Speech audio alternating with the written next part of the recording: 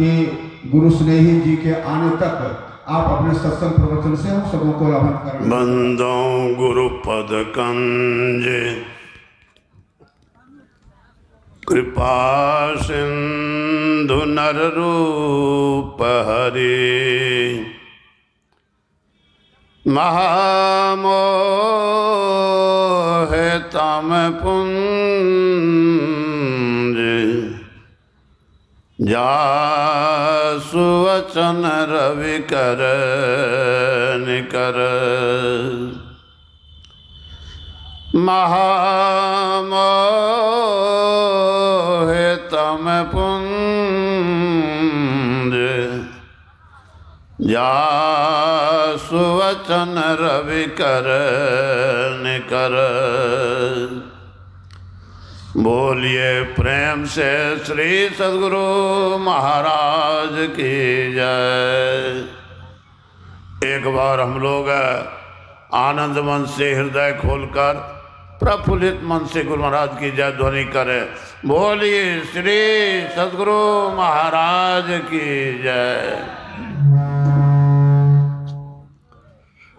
वंदनीय गुरुजन, संत जन, सत्संग प्रेमी महानुभाव, आदरणीय माताओं तथा बहनों, अभी हम लोग इस महान ज्ञान यज्ञ में बैठे हुए हैं। ये ज्ञान यज्ञ है, महान यज्ञ है। इस यज्ञ के दरमियान में आप लोग हमारे पूर्व में गुरु भाई निवेदन कर रहे थे, आप लोग उनकी वाणी को सुने होंगे। ध्यान पूर्वक सुनिए, संशय में नहीं पढ़िए। उन्होंने कहने की कृपा की, आप झूठ, चोरी, नशा, हिंसा और व्यभिचार को यदि पकड़ लेंगे, इस संसार सागर से पार होकर के परमात्मा में जाकर के मिल जाएंगे। सुने ना आप लोग? आप लोगों को तो भ्रम हो गया होगा। असली बात बतलाए, असली बात बतलाए। हम लोगों को भी यही करने के लिए गुरु महाराज बतलाते हैं। क्या बतलाए? सबके अंदर में ये 5 चोर है। 5 चोर सदा मग रोकत, इंसु कर छुटकारी। पढ़िए संत मानिए, कौन कौन चोर है? हम लोग झूठ बोलते हैं, इसको पकड़ लीजिए कस के। घर में चोरी होती है तो चोर को पकड़ते तो उसको सजा देते हैं कि नहीं? कहाँ चोरी हो रही है? हमारे घर में चोरी हो रही है। बड़े अच्छे ढंग से बाबा कह रहे थे, इनको पकड़िए। जो चोर चोरी करता है उसको पकड़िए। झूठ बोलते हैं, झूठ ये क्या अपराध है? इस अपराध करता है, इस चोर को पकड़िए। चोरी, चोरी करते हैं। क्या चोरी करते हैं? जो नहीं करना चाहिए सो करते हैं। चाय नहीं पीनी चाहिए, चाय पीते हैं। चोरी हो रही है कि नहीं? ये कर रहे हैं, इनको पकड़िए। नशा पान करते हैं, हिंसा करते हैं, जीव हिंसा करते हैं और व्यभिचार करते हैं। इन 5 को पकड़ लीजिए। अब पकड़ करके इसको कैद करके जेल में भेज दीजिए। अब 5 यदि जेल में चला जाएगा तो कहते 5 चोर सदा मग रोकत, इनसे कर छुटकारे। और तब इनसे आप छुटकारा पा लेंगे, आपका कल्याण हो जाएगा। बोलिए श्री सद्गुरु। यही हमारा दुश्मन है। अभी पाठ के संदर्भ में हम लोग सुन रहे थे, क्या? सत्संग के बारे में। सत्संग क्या है? भगवान कृष्ण का जिसको पकड़ करके रखो, पकड़े रहो। जिनके ऊपर परमात्मा की कृपा होती है उनको ये सत्संग देते हैं। भगवान कृष्ण का वचन है, तेसांग सतत युक्ता नाम भजतांग प्रीति पूर्वकं ददामि बुद्धि योगं तंग येन मामोपयांति ते। जो हर हमेशा गुरु के संग में रहता है उसको पहले मैं सत्संग देता हूँ। सतत युक्ता नाम, अब प्रेम पूर्वक मेरा भजन करता है, उसको पहले मैं सत्संग देता हूं। सभी का खान है यह। लाभ क्या होता, लाभ क्या होता है? तेषांग मेवा भी अनुकंपा, उस पर मैं मेहर करता हूं, कृपा करता हूं। इन कृपा से युक्त होकर सुख संपत्ति को प्राप्त करते हैं और हमेशा समृद्ध बने रहते हैं। ये ज्ञान होता है। जिनके ऊपर परमात्मा की कृपा होती है उनको पहले सत्संग देता है। सत्संग क्या है? अमृत है। कहां से निकला सत्संग? वेद पाय सिंधु। वेद क्या है?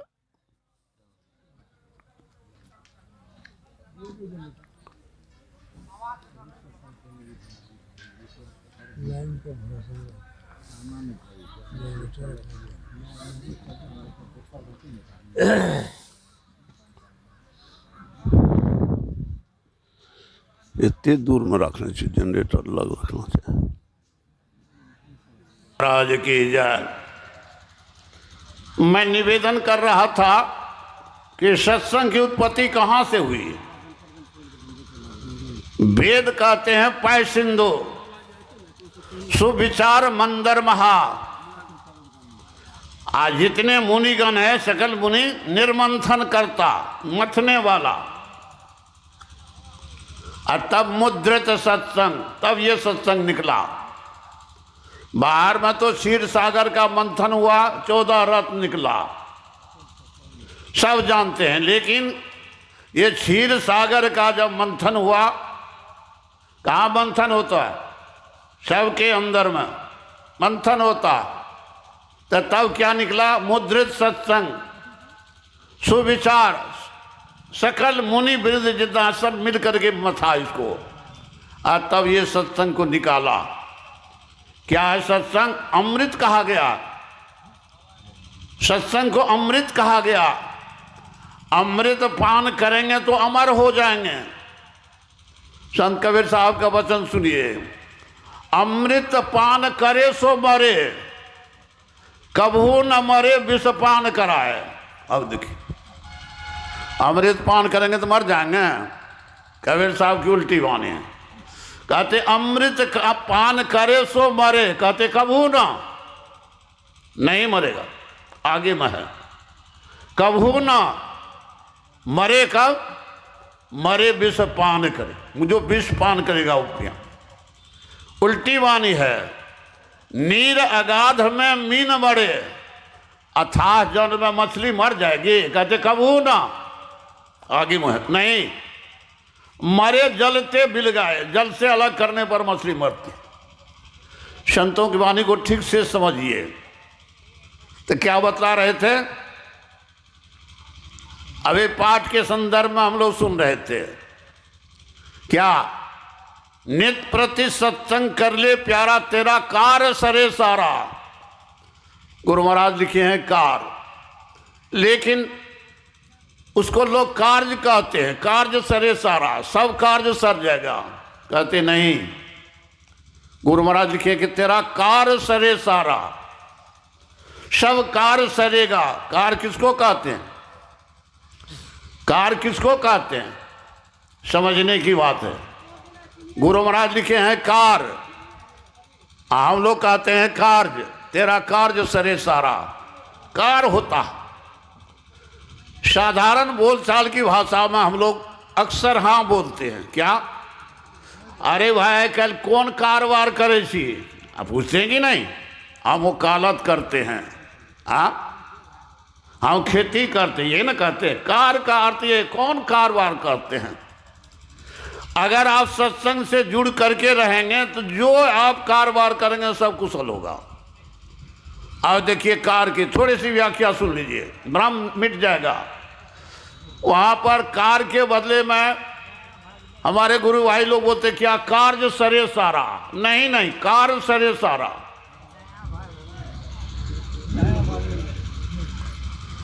अब आइए सुनिए, अगर कोई चमड़े का कारोबार करता है और सत्संग करता है तो क्या कहलाता है? चर्मकार। उसको क्या कहते हैं? उसको चर्मकार कहते हैं। चमड़े का कारोबार करने वाले को चर्मकार का।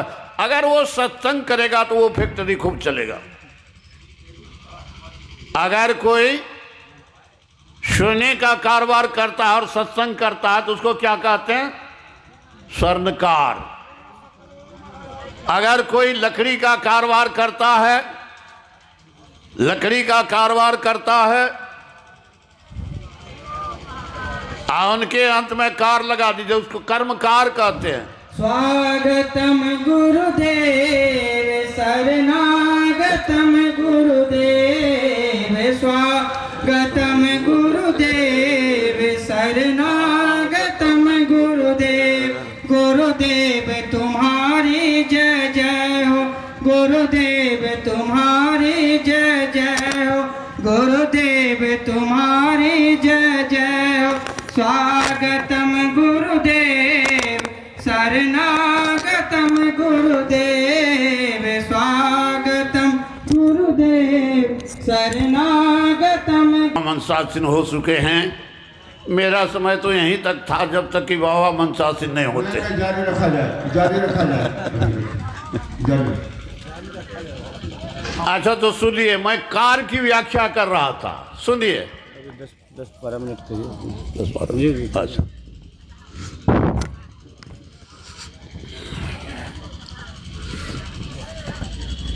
जैसे मैं बतला रहा था, अगर कोई सोने का रोजगार करता है, सोनार है, उनके अंत में स्वर्ण में कार शब्द लग जाता है। अगर वो सत्संग करता है तो बहुत बड़ा धनवान बन जाता है, ज्ञानवान बन जाता है। आप यदि खेती बाड़ी करते हैं उसको कहते काश्तकार। काश्तकार, खेती आपकी बहुत अच्छी खेती धरी, बढ़िया फसल होगा, ये गुरु महाराज उसकी जवाबदेही लेते हैं। इसलिए तन मन धन को अरबी गुरुपद सेव करो, अब में ही आज्ञा पाल दुस्तर बहुत सुख से तरो। अगर कोई ऐसे हैं दफ्तर में काम करते हैं, ऑफिस में काम करते हैं और हाकिम को फाइल लिख करके बढ़ाते, पेश करते हाकिम के पास, उसको क्या कहते हैं? पेशकार। अगर ये सत्संग करेगा, 5 पाप से बच करके रहेगा, तो उनकी ये पेशकारी बहुत अच्छी चलेगी। बात ऐसा उदाहरण है, मैं सामने नहीं रख सकता अभी समझाभाव में। हम लोगों को ये ज्ञान होना चाहिए। एक भक्त था गुरु महाराज का, बड़ा प्रिय।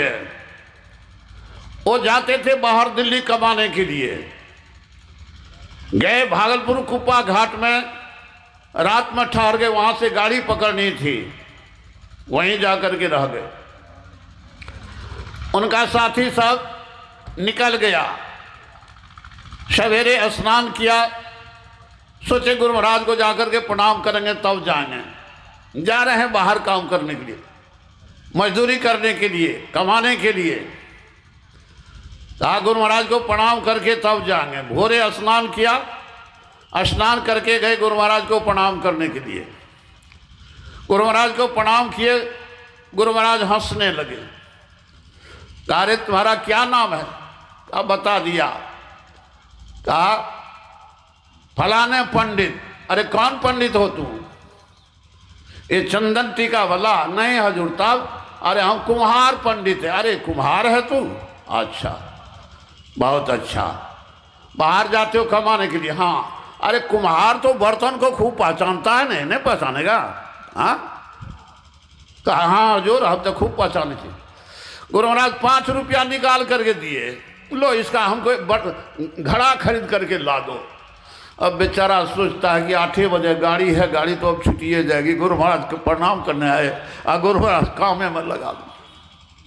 आदेश हुआ, गुरु का भक्त था, आदेश का तो पालन करना ना पड़ेगा उसको। लिया बेचारा, यहाँ से सोचते विचारते बड़ा तेजी से चला कि ला करके गुरु महाराज को घड़ा दे। जाते हैं तो बाजार से इधर एक भार वाला घड़े खाली था, एक भार, दोनों तरफ घड़े। बड़ा प्रसन्न हुआ, कहाँ खोजते फिरते 5 रुपये का घड़ा, और 2 आने 3 आने में उस समय में घड़ा मिलता था। बड़ा प्रसन्न हुआ, कहा ए भाई बेचिएगा? हाँ हाँ बेच लेंगे। अरे कितना में बेचिएगा? वो कहता है कि जे 5 टका दे देते तो समुचे भारे दे देंगे। अरे बड़ा प्रसन्न हुआ बेचारा, अरे 5 रुपया। गुरु महाराज 5 रुपया दिया, कैसे मिलान करके गुरु महाराज दिया सुनिए। अब दे दिया, कहा भाई देखो हम ले कैसे जाएंगे, सिक पटे भी तुमको देना होगा। हाँ बाबा ले जाइए, हमारे घर में ढेर का ढेर सिक पटे है, एक ही जगह बिक गया, बड़ा कल्याण हो। ले करके गए, रख दिए वहां पर। गुरु महाराज के सामने गए, पैर हाथ धो करके प्रणाम किया। कहा ले आता? हाँ हजूर ले आया। गुरु महाराज अरे इतना काहे ले गया, इतना हम क्या करेंगे घड़ा ला करके? जा जा घुमा दो घड़ा को, जा जा लौटा दो घुमा को। अब बेचारा सोचता है कि अब क्या करेगा, घड़ा जो बेच लिया तो बाजार में बैठा रहेगा, वो तो चला गया।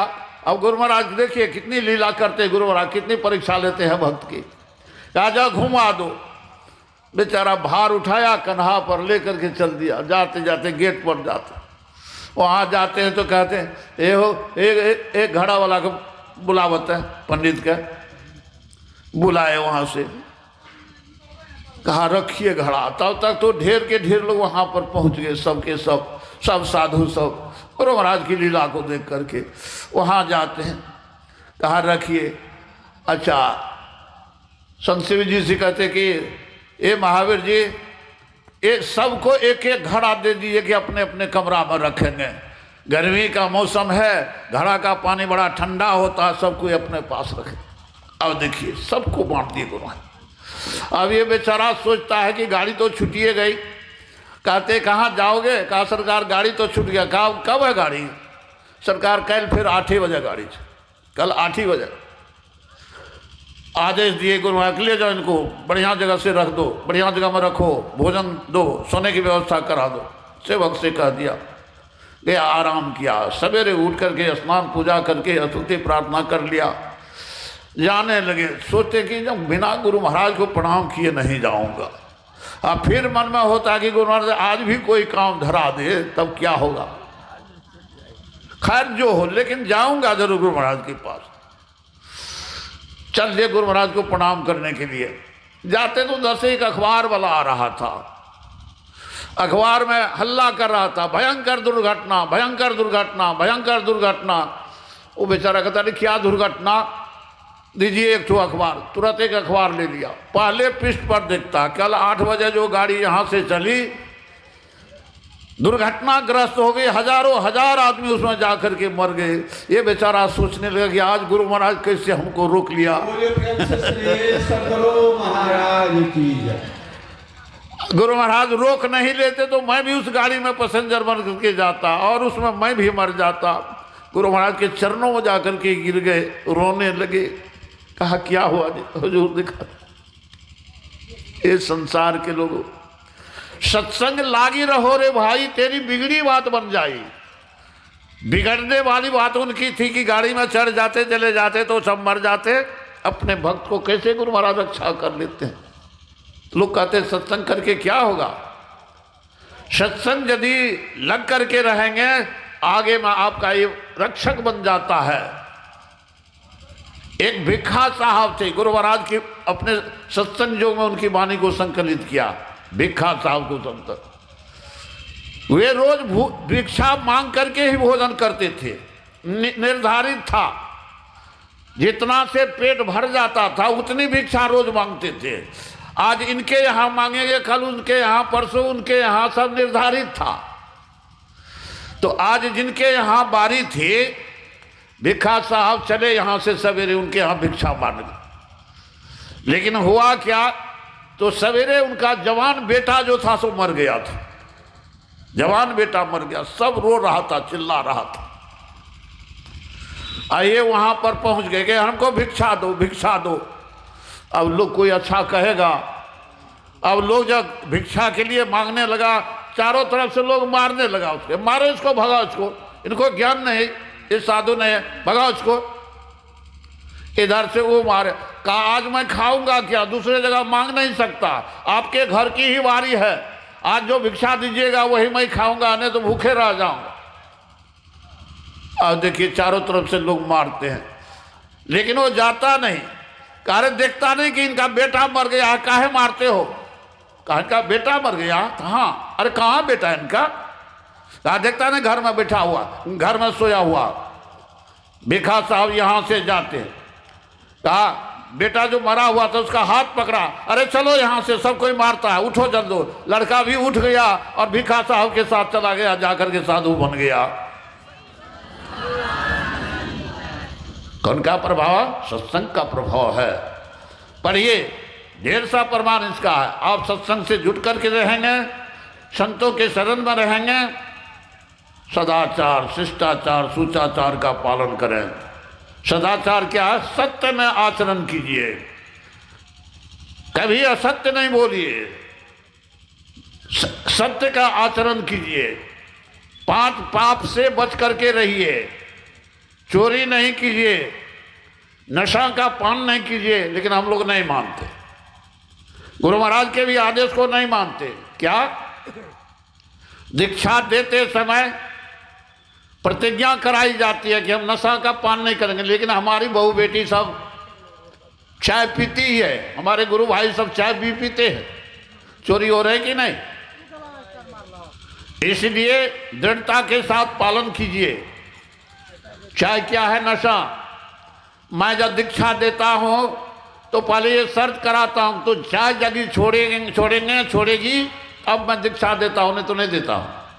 मेरा ये नियम है, चाहे जो कुछ है। इसलिए आप इससे बच करके रहिए।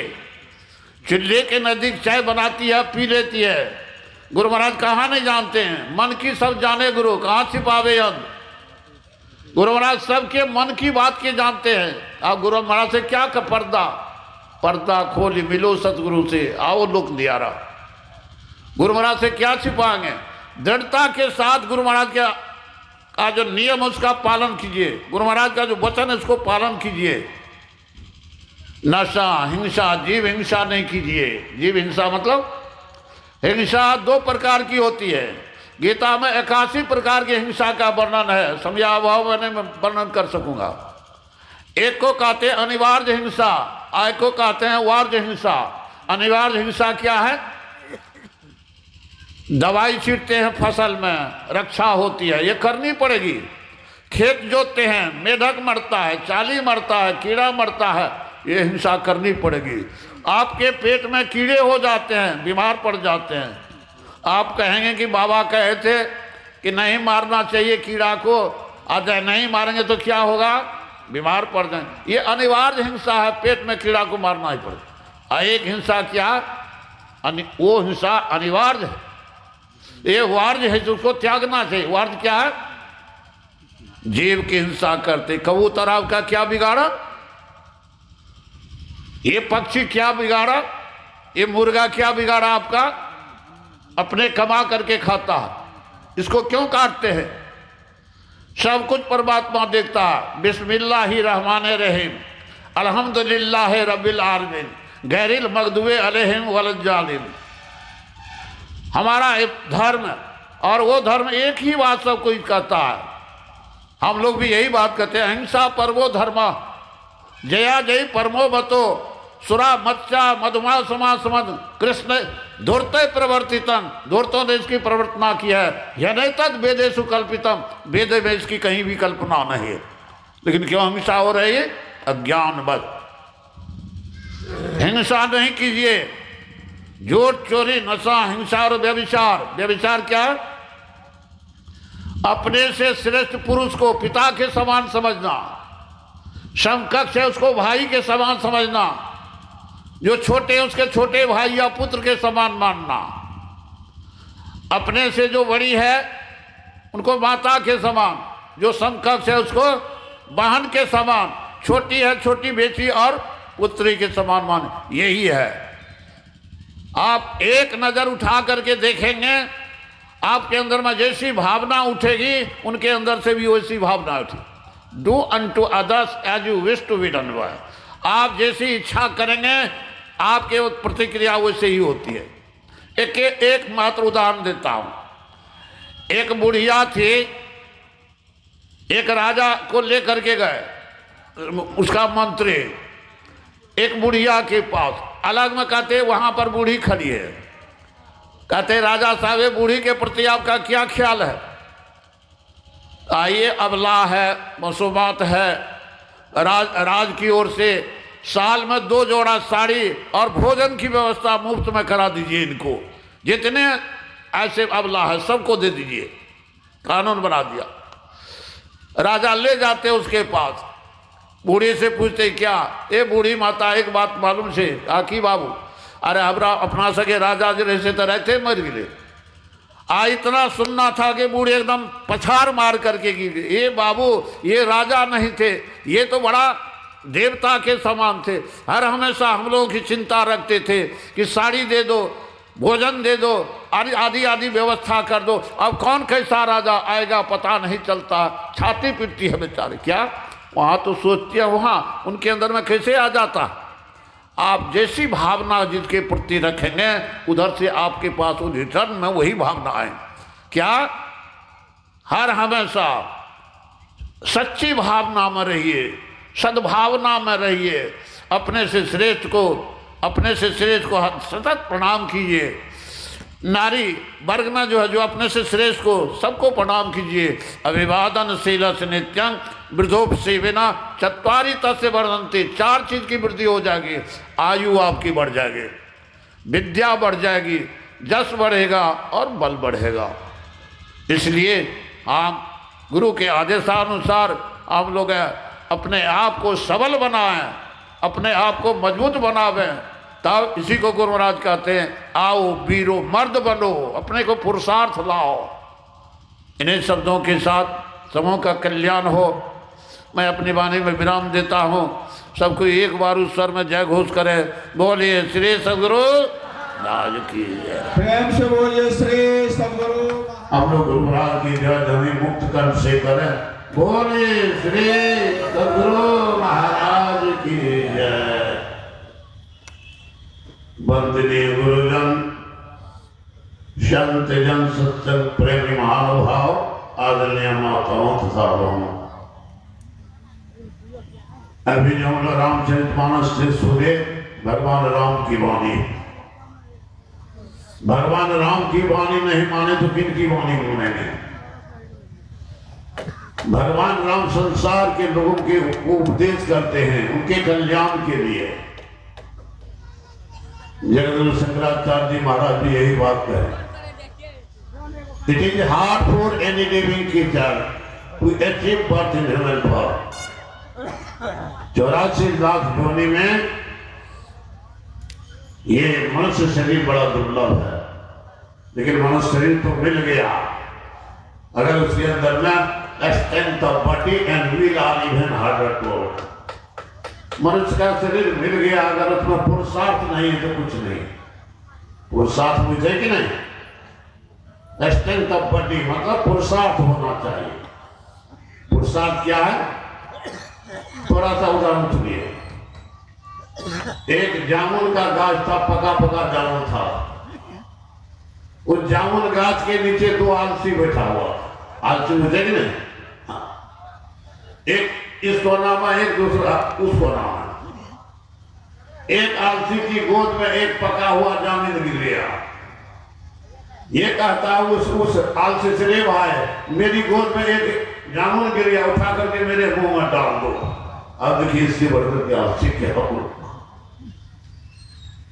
मनुष्य का शरीर तो मिला था, लेकिन प्रभु ने तुमको करनाम किया, हर वांछित वस्तु विधान किया। तुम प्राप्त करो उसको, ना हो तो फिर है उसको, लोगों को दोष लगाते हैं। लेकिन दूसरा आलसी क्या कहता सो सुनिए। दूसरा आलसी कहता अरे तुम बड़ा तेज निकला, बड़ा चालाक है। 1 घंटा से कुत्ता मेरा मुंह चाट रहा था और तुमको कहते कहते थके कुत्ता को भगा दो, तुम भगाया मैं तुम्हारे मुंह में जाकर के मैं जामुन दे दूं।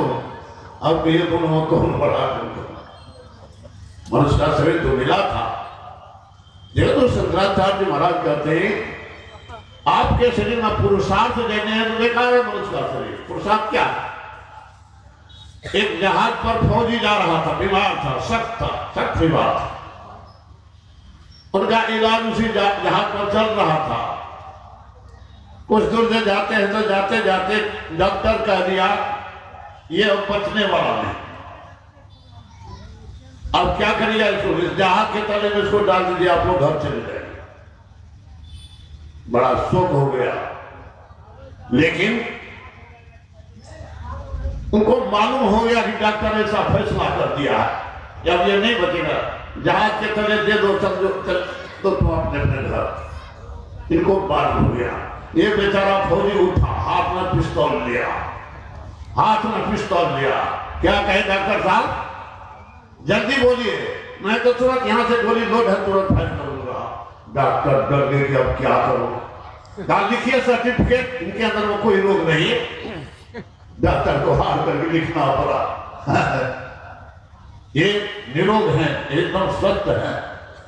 अब कहा जाता है कि वह स्वयं उठ करके चल दिया, कोई रोग उसके पास नहीं था। हम रोग से लड़ने के लिए नहीं जानते हैं, थोड़ा सा रोग हो गया हम तुरंत घर कटिया देते हैं।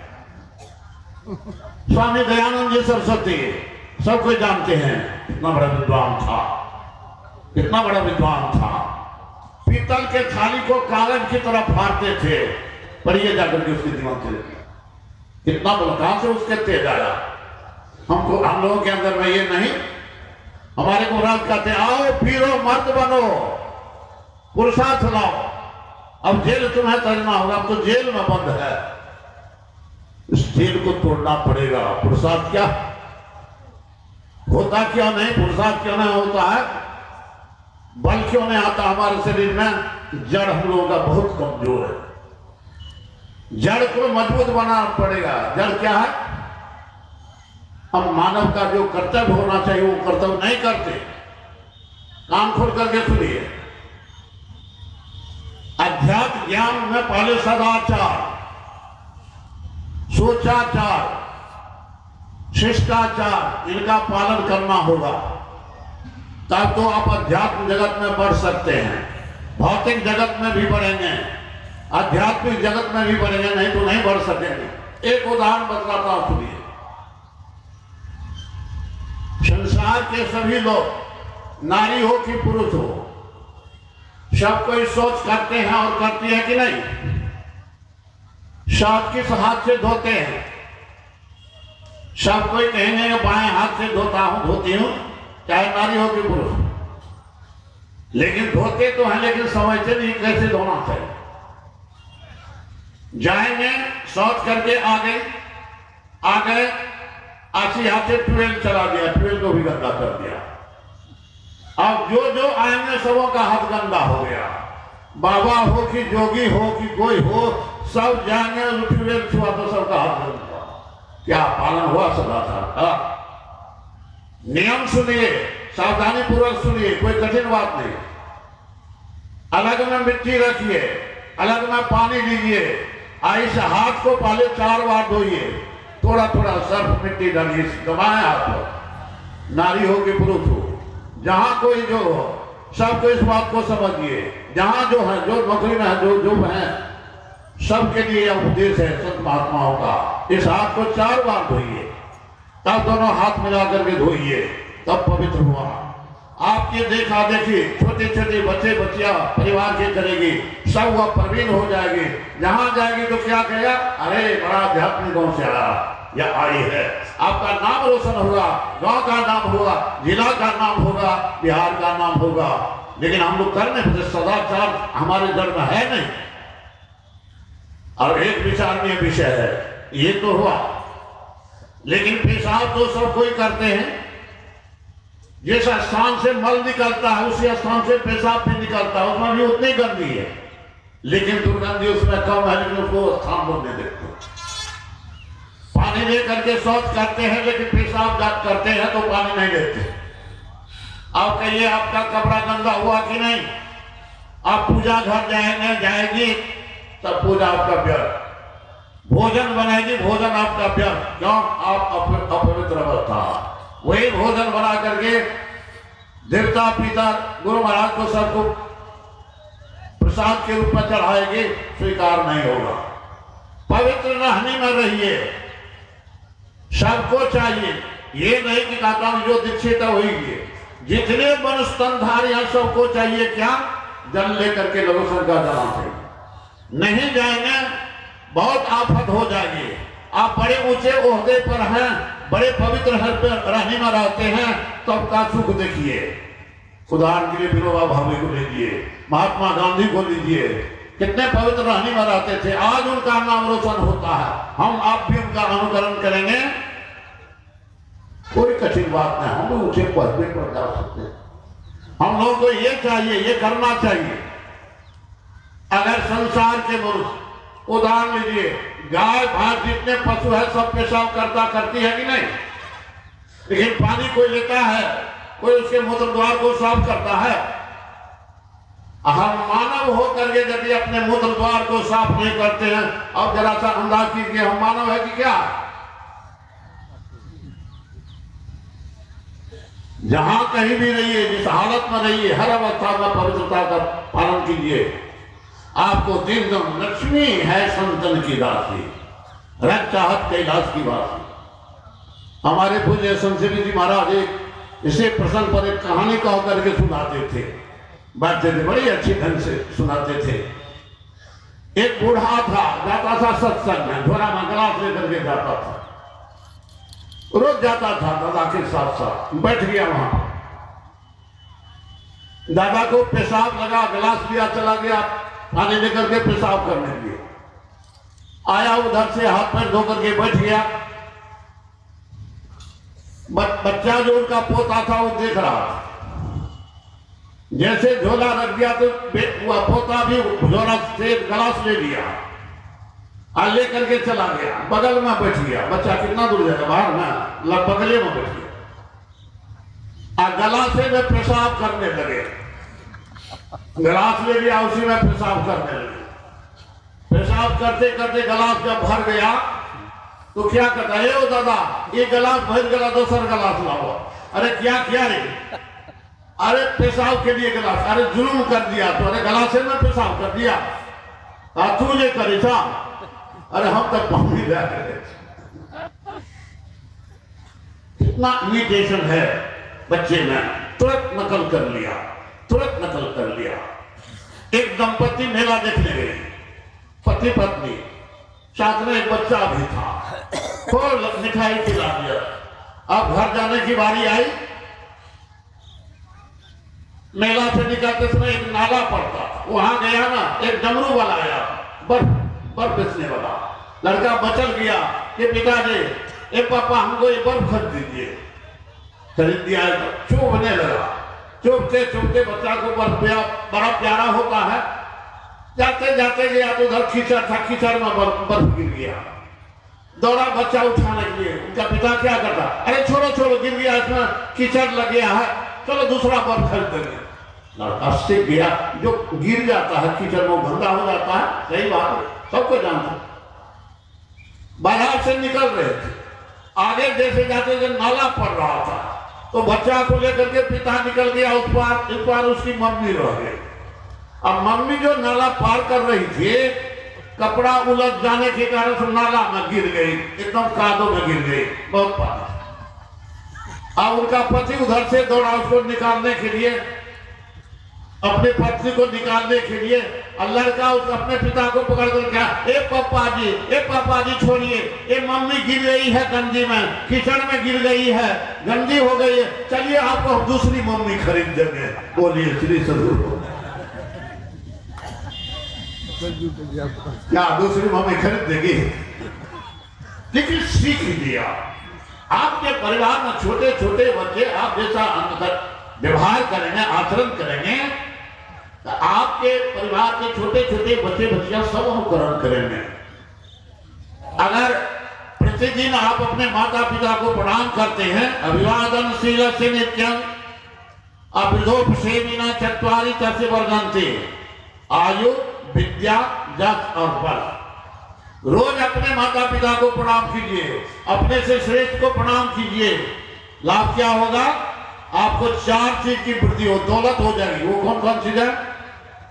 आयु बढ़ जाएगी, विद्या बढ़ेगी, यश बढ़ेगा और बल बढ़ेगा। प्रतिदिन कीजिए। आप यदि अपनी माता पिता को रोज प्रणाम करेंगे, आप यदि सास ससुर को आप प्रणाम करेंगी, आपका बच्चा देखेगा कि दादी माँ को प्रणाम करते हैं, उनको भी ज्ञान होगा कि हमको प्रणाम, वे भी आपको प्रणाम करेंगे। एक परिपाटी हम लोगों के अंदर में बन जाएगी। अभिवादन शील से नित्यम लोभ से बिना चत्वारी तस्य वर्धन्ति। क्या बढ़ेगी? आयु बढ़ जाएगी, विद्या बढ़ेगी और बल बढ़ेगी। तो हमारे गुरु महाराज क्या कहते हैं?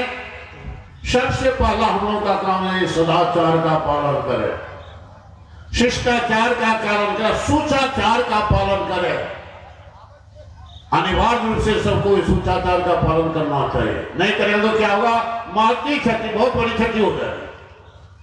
राजा नल और दमयंती की शादी हुई, बड़ा धर्मात्मा था।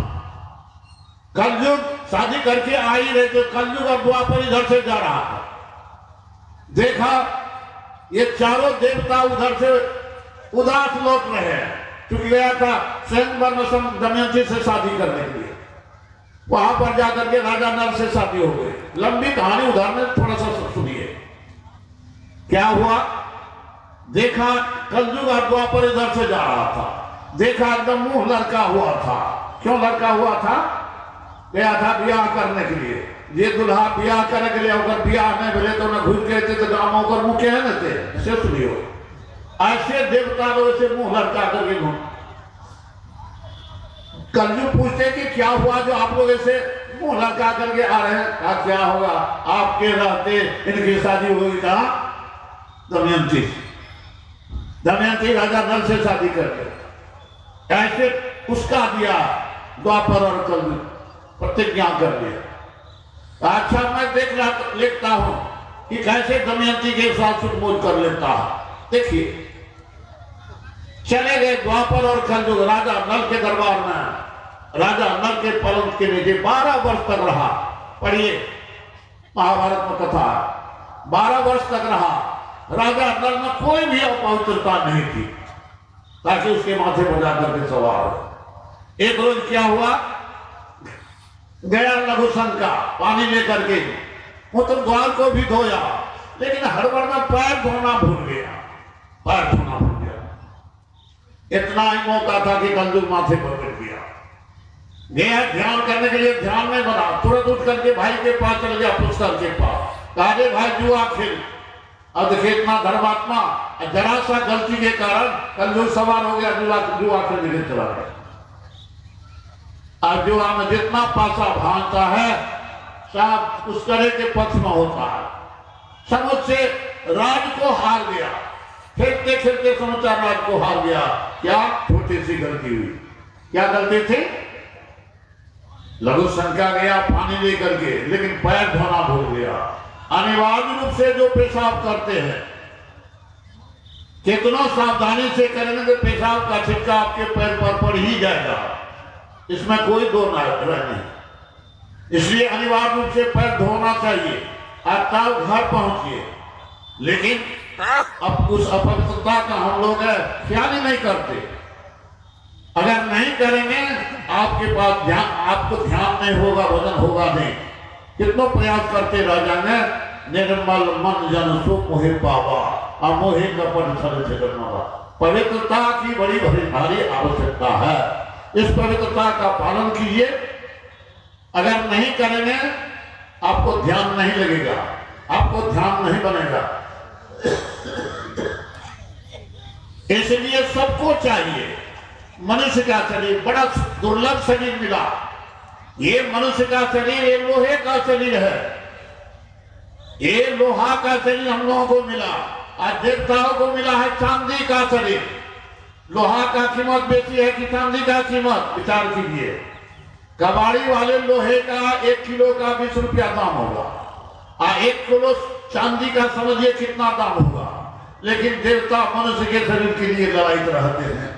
नर तन दुर्लभ देव को सब कोई कहत पुकार। देवता मनुष्य के शरीर के लिए क्यों ललायित रहते हैं? देवता में इंद्रिय भोग बेसी है, भोग के पीछे लगा रहता है, और मनुष्य के अंदर में उद्धार करने का मार्ग लगा हुआ। प्रत्येक मनुष्य के अंदर में आप अपने शरीर के अंदर में उस मार्ग को खोजिए। कहां? गुरु बतलाते जीव उद्धार का द्वार पुकार कहा, घट भीतर ही सत्संतों में।